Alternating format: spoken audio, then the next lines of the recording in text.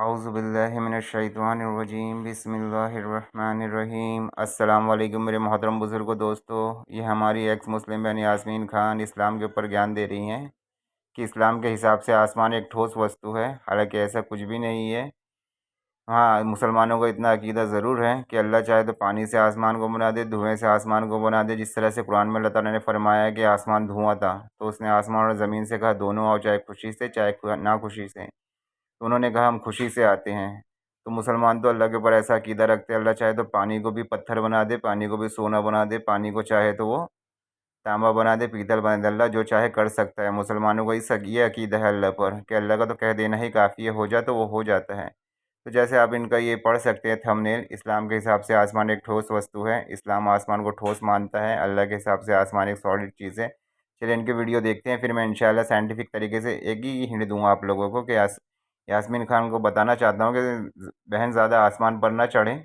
और आप भी उस आयत पर गौर करिएगा कि यास्मीन खान के लिए उसमें क्या नसीहत दी गई है उस आयत में। और ये देखिए उंगली से इशारा करके भी बता रही हैं, तो प्लीज़ आसमान पे ना चढ़ें। चलिए वीडियो देखते हैं कि आसमान को अल्लाह ने बनाया है, तो जहाँ पर समा और लफ्ज़ का यूज़ हुआ है वहाँ पर ऊंचाई से है। बहुत सारे लोग इस बात से बचते हैं कि आसमान जो है वो कोई ठोस चीज़ नहीं कही गई है कुरान में, वो एक ऊंचाई को कहा गया है। और वो इसके लिए बहुत सारी हम लोग को बातें जो है वो घुमा फिरा के बताते हैं। लेकिन मैं आज की छोटी सी वीडियो में आपको ये चीज़ साबित कर दूंगी कि आसमान जो है वो एक ठोस चीज़ है कुरान के हिसाब से। तो आप लोग वीडियो देखो, इससे पहले आप लोग से एक रिक्वेस्ट है कि आप लोग मेरे चैनल को सब्सक्राइब कर दीजिए, जो नए हैं लाइक जरूर कर दीजिएगा। ठीक है दोस्तों, तो हम शुरू करते हैं उन आयतों से जिससे ये साबित होता है कि आसमान जो है वो एक ठोस चीज़ है। मैं पहला आयत लेना चाहूंगी सूरह मारू आयत 8 से। वहाँ पर है कि आसमान पिघले हुए सोने की तरह सुर्ख हो जाएगा। ये बात जो है वो क़यामत की हो रही है। यहाँ पर जो सोना है वो ठोस चीज है, उसकी तरह सुर्ख पीले होने की बात कही जा रही है। आप सबको पता है कि कोई भी जो ऊंचाई होती है वो पीला नहीं हो सकती है, वो सोने के रंग में नहीं हो सकता है, क्योंकि ऊंचाई के जो मायने होते हैं वो होता है स्तर, एक स्तर से दूसरे स्तर तक ऊंचा होना, ना कि किसी ठोस चीज को हम ऐसा कह सकते हैं।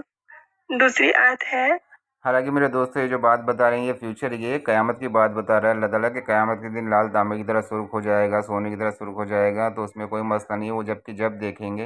हालांकि अभी ये साइंटिस्ट न बने हमारी बहन, इंशाल्लाह मैं साइंटिफिक तरीके से इनके बारे में कुछ बताऊँगा। तो आसमान के बारे में थोड़ी सी ज्ञान मैं भी देता हूँ।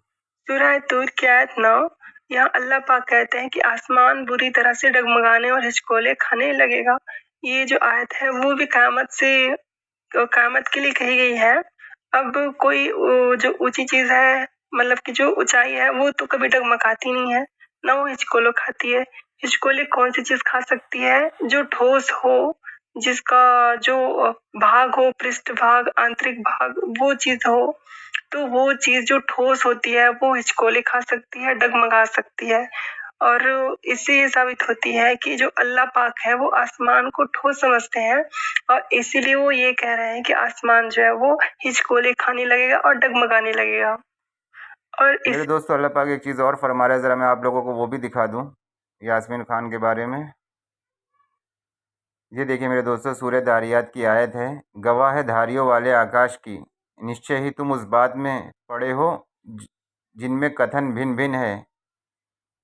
इसमें कोई सिरफिरा ही मूर्ख होता है, मारे जाएं अटकल दौड़ाने वाले। तो मेरी बहन ज़्यादा अटकलें ना दौड़ाएं और लोगों को गलत बातें ना बताएं।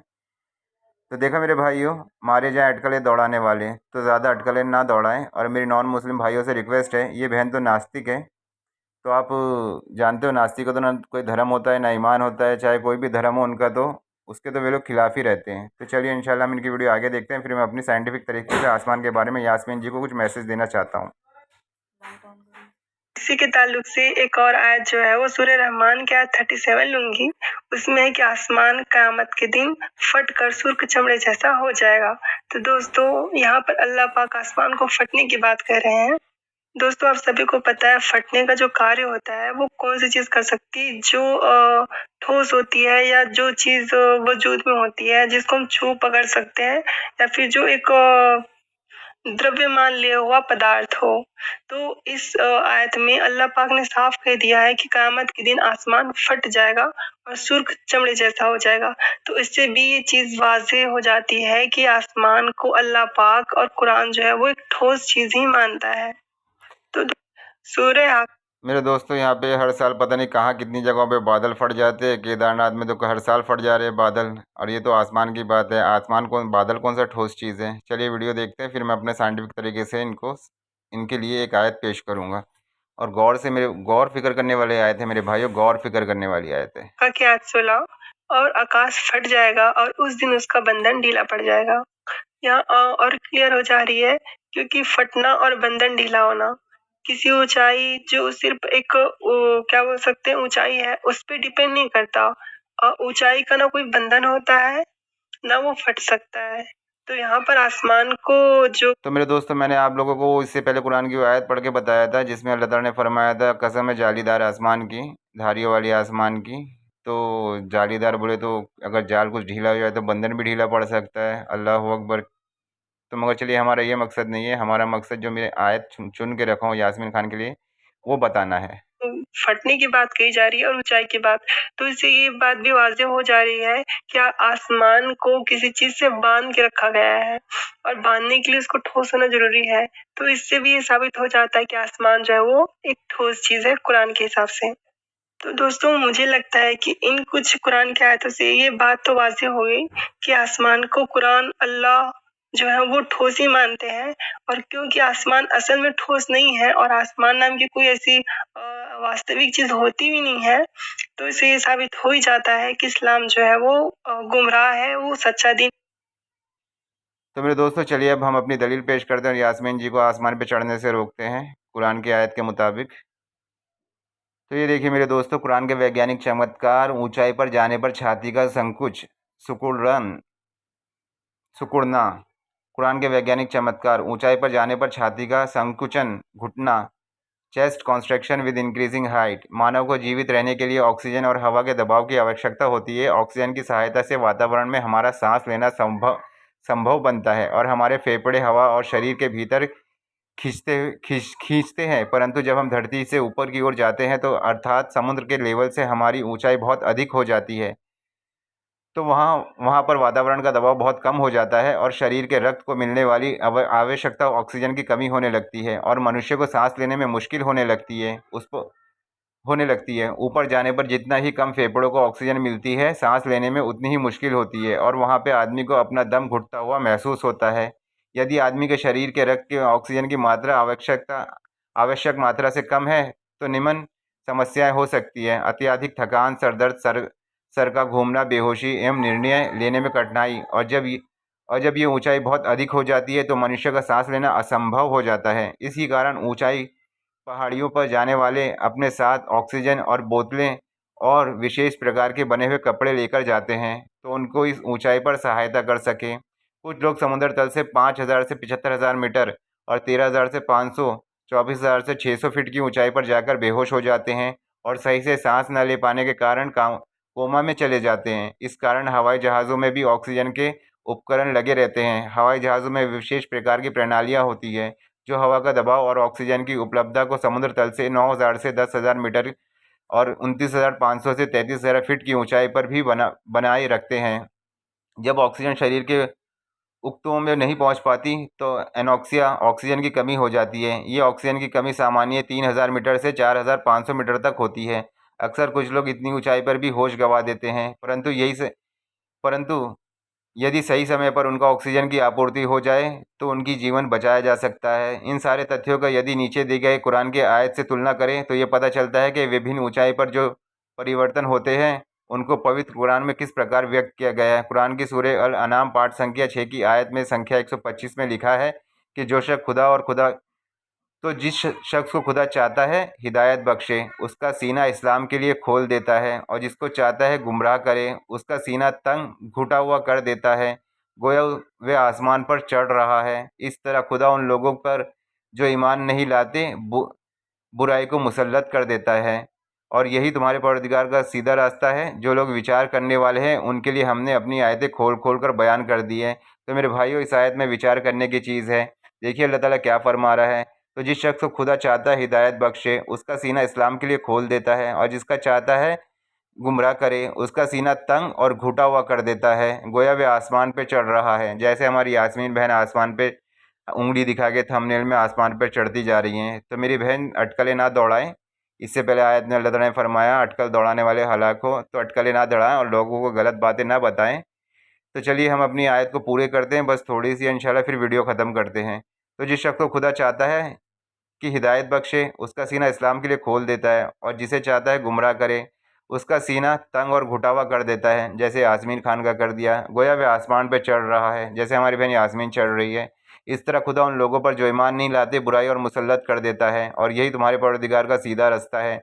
जो लोग गौर विचार करने वाले हैं उनके लिए हमने अपनी आयतें खोल खोल कर बयान कर दी हैं। तो मेरे भाई, अल्लाह देखिए इस आयत में ये भी फरमा रहा है कि जो लोग गौर विचार करने वाले हैं, अल्लाह ताला भी इस आयत पे कि गौर करो। इस आयत में अल्लाह ताला किस तरह बता रहा है, तो आगे देखिए। निश्चित ही कुरान के अवतरण के समय ऊंचाई पर होने वाले ये परिवर्तन केवल ईश्वर को ही पता हो सकते हैं। बेशक बेशक कुरान हक है मेरे भाइयों। तो गुमराह करने वालों की बातों में ना आए, ये तो खुद भी गुमराह हो रहे हैं और औरों को भी गुमराह कर रहे हैं। तो आगे पढ़ते हैं, आगे भी देखिए क्या, आगे भी शायद में अल्लाह ताला ने बहुत अच्छी मिसाल दी है यास्मीन खान जैसे लोगों की। उनके लिए उनके अमाल के बदले में परवरदिगार के यहाँ सलामती का घर है, और वही उनका दोस्तदार है। और जिस दिन वे सब जिन व इंसान को जमा करेगा और फरमाएगा, ए जिनों के गिरोह, तुमने इंसान से बहुत फ़ायदे हासिल किए। जिस तरह यास्मीन खान अपनी वीडियो से फ़ायदे हासिल कर रहे हैं, पैसा कमा रही है, माल कमा रही है, अच्छे खासा उल्टी सीधी वीडियो बना के ज्ञान दे के लोगों को गुमराह कर रही है।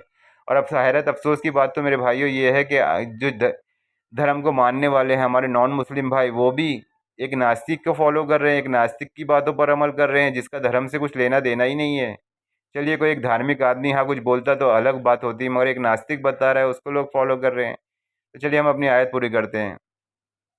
तो खुदा फरमाएगा, ए जिनों के गिरोह, तुमने इंसानों से बहुत फ़ायदे हासिल किए। तो जो इंसानों में से उनके दोस्तदार होंगे वे कहेंगे, परवरदिगार हम एक दूसरे से फ़ायदे उठाते रहें। जिस तरह यास्मीन खान और इनकी पूरे जो यूट्यूब पर एक साथ साहिल खान सचवाला जी एक साथ हो रहे ना, उसी का जिक्र अल्लाह ताला फरमा रहे हैं। ये कहेंगे, परवरदिगार हम एक दूसरे से फ़ायदे उठाते रहे और आखिरकार इस वक्त को पहुंच गए जो तूने हमारे लिए मुकर्रर किया था। खुदा फरमाएगा, अब तुम्हारा ठिकाना दोज़ख है, इसमें इसमें हमेशा जलते रहोगे, मगर जो खुदा चाहे, बेशक तुम्हारा परवरदिगार हिकमत वाला और ख़बरदार है। सूरह अनाम। तो मोहतरम बुज़ुर्गों, दोस्तों, आप लोग जानते ही हैं, हिंदू मरता है तो राम नाम सत्य करते हुए जाता है। हालांकि ये राम नाम जो सत्य हुए करते हुए जाता है, ये राम श्री रामचंद्र जी के लिए नहीं है, ये उस राम के लिए है जो ऊपर है, जो सारी दुनिया का राम है। और उस टाइम तो आप लोग एक्सेप्ट कर लिए तो कि राम नाम सत्य है, और मरने के बाद स्वर्गवासी भी हो जाते हो अपने नाम के आगे। तो आप लोग मरने के बाद हर हिंदू भाई के आगे स्वर्गवासी लग जाता है, मतलब उसका स्वर्ग में वास हो गया। तो क्या लोगों का ईमान इस पर भी नहीं बचा कि स्वर्ग और नर्क पे विश्वास रख सके? तो मेरे भाइयों, स्वर्ग और नर्क बेशक है, यमराज बेशक हक है। इस्लाम में उसको मलकुल मौत कहा जाता है और हिंदू धर्म में उसे यमराज कहा जाता है। तो भाई बकुल मिला के बात एक ही है कि लोग इस चीज़ को भूल गए। तो इस चीज़ को याद दिलाने के लिए अल्लाह ताला ने कुरान करीम को नाजिल फरमाया कि जन्नत और जहन्नम हक है, लोगों यकीन करो, मरने के बाद की ज़िंदगी का यकीन हक है। तो मेरे भाइयों, इंशाअल्लाह चलिए अगली वीडियो में मुलाकात होगी। अल्लाह हमारे हिंदुस्तान के तमाम मुसलमान भाइयों को हिदायत दे, और नॉन मुस्लिम भाइयों को भी हिदायत दे, हमारी बहन यास्मीन खान को भी हिदायत दे। तो मेरी बहन यास्मीन आसमान पे ना चढ़े, जिस तरह अल्लाह शायद में बता रहा है, गौर फिक्र करे। और मेरे भाइयों देखिए, अल्लाह ताला फरमा रहा है कि जो लोग गौर विचार करने वाले हैं, हमने अपनी आयतें खोल खोल बयान कर दिए। क्या इस तरह का कलाम कोई इंसान लिख सकता है? आप लोग खुद विचार करें। चलिए, अल्लाह हाफिज़, अस्सलाम वालेकुम।